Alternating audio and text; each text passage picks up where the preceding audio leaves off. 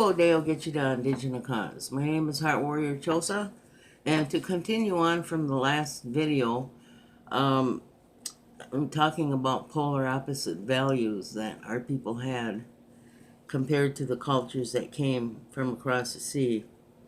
I gave the example of the food that the Indians cultivated and produced 67% of the food eaten in the world today, which is 2/3 of it. And so this was a great garden, contrary to what the propaganda is. So another thing is body language. Our people had opposite body language.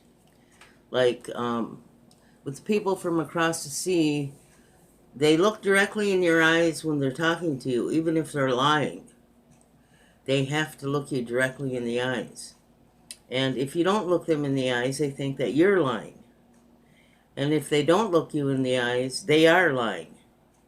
Okay, that's how their body language works. Our body language was just exactly the opposite. To look somebody directly in the eyes if you didn't know them, especially if you were of opposite sex, was considered an invasion and disrespect. And so, to be respectful, you didn't look people directly in the eyes. So that's an opposite value and an opposite body language that I wanted to share. Just as one little example. Another one was speech. During speech, dominant culture talks loudly. In fact, some of their spiritual people even scream at you. And that was considered not right in the Indian culture. It was considered being able somebody who wanted to push their will upon you. And the proper way to speak was to speak softly and normally and just share your opinion. It's up to the person listening to decide on the matter. And you present your opinion and recount what led you up to that opinion and share it. And people, they usually spoke from the heart for the benefit of the future generations, not out of self-interest. And that's a big difference in speech. The white man, he organizes his speeches with an introduction, a body, and a conclusion. He divides in 3 all the time. The 3 is a sacred number. But in Native Indian culture, 4 is a sacred number, and they divide their speeches in 4. What I would like to do now is to share a speech from Chief Poundmaker of the Cree, 1842 to 1886. And he said to his people, "You are the same people who fought so well and so bravely on Cut Knife Hill. But you are going to have to fight again, the hardest kind of fight. You must fight yourself in this new way of thinking, that we are less than they are, because it's not true. It would be so much easier just to fold our hands and not make this fight. To say I as one man can do nothing. I grow afraid only when I see people thinking and acting like this. We all know the story of the man who sat beside the trail too long, and then it grew over and he could never find his way again. We can never forget what has happened, but we can never go back. Nor can we just sit beside the trail. Our old ways of life are gone, but that does not mean that we should sit back and become imitational white men. Our beliefs are good. The Spirit served us well. I am more proud than I ever was before that I am Cree." So I wanted to share that speech and show you how it's divided in 4. The Indians organize their speeches in four based upon the physical, the emotional, the mental, and the spiritual worlds. So our first part is physical. You are the same people who fought so well and bravely on Cut Knife Hill.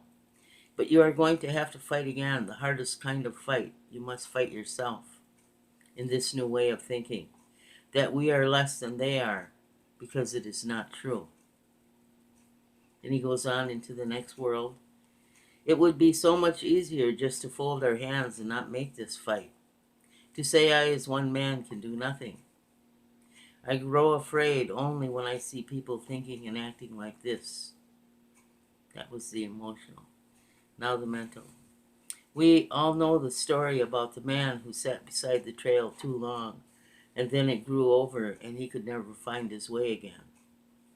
We can never forget what has happened, but we can never go back, nor can we just sit beside the trail.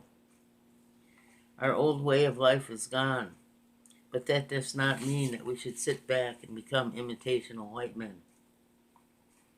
And that was the end of the mental.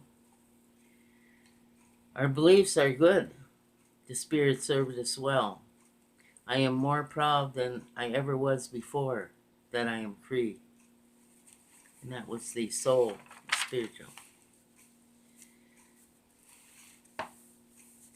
And this is the dilemma of our native people.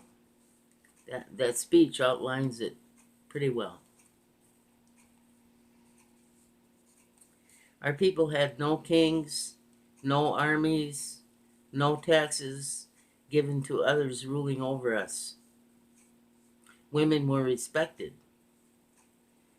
And just to explain to you a little bit of women, the woman owned and built the homes. It was her nest. It was where her family would grow up. It was where the man came in from hunting and rested up and ate. And so the women provided all of that. The women provided the home, made all of the clothes, cleaned the meat, tanned the hides to make the clothing. She hunted small game, fished, and fed her family. Gathered berries, gathered food, gathered wild vegetables, had gardens, prepared the food for storage, did all of that. And so the woman was highly respected. And the clans, how I have been taught, is that there are 4 clans, one for each grandparent. And we each have 4 grandparents. And so the mother's clan, handed down through the female line, that indicated your clan duty, your duty to the people, whatever that clan entailed. And the father's clan, coming from the father's fathers, handed down the male line, indicated your name and your spirit protectors. Because the man was the guardian of the sacred circle. He was the guardian of the home and of the women and children. And he provided the game, the big game. And the men also made many things. They made their hunting implements. They made their traveling paraphernalia, canoes, sleds, snow. The women made snowshoes, because I have a pair handed down by my grandmother. And the men and women built a lot of things together, things that they needed to survive. The man was always having to replenish his traps and his bows and arrows.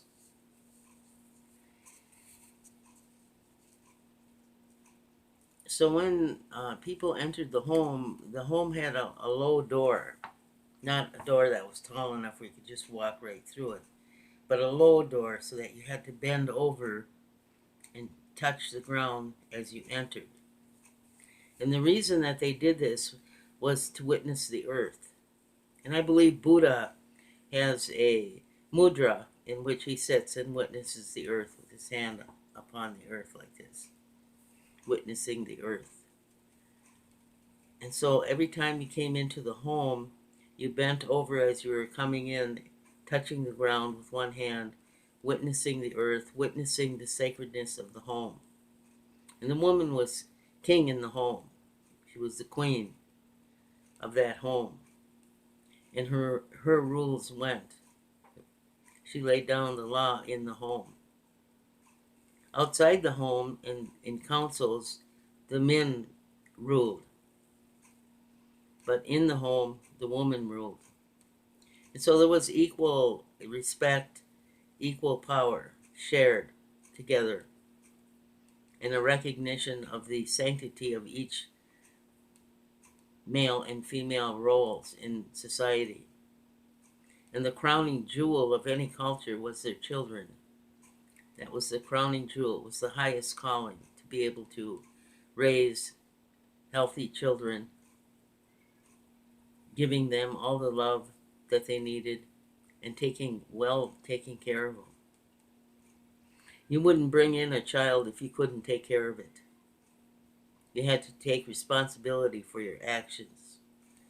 And this responsibility was considered very important and very sacred. It was a sacred duty to honor the earth in this way. And when our season has just gone by of Christmas, and I have never been a Christian. I have always followed the path of my ancestors. And I've always known what that path is. No matter what they did in boarding school, I knew it was foreign. I couldn't relate to it. I related to the teachings of my ancestors, always. But when I look at this was a Catholic charity Indian boarding school that I was sent to for 4 years, from first grade through fourth, year round. And they had certain pictures and symbols and everything of their religion. And the one symbol that I look at in the Catholic Church is the picture, and we see this at Christmas, the manger. Joseph and Mary and the baby in a manger. And how is Joseph portrayed? Joseph is portrayed as the guardian of Mary and that baby. He is not portrayed as a mighty hunter. He is not portrayed as a warrior. He is portrayed as a husband, husbanding his family, keeping them safe, protecting them. And this is the teachings in our culture. It's the same thing. The male is the guardian of the sacred circle. And so they have this symbol in front of them, this symbol of the family.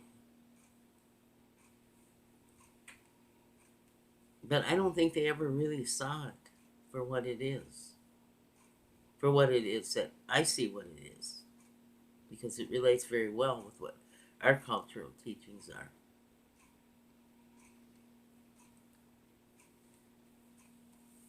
So anyway, I wanted to share that with you today. Thank you for listening. History told me they came to be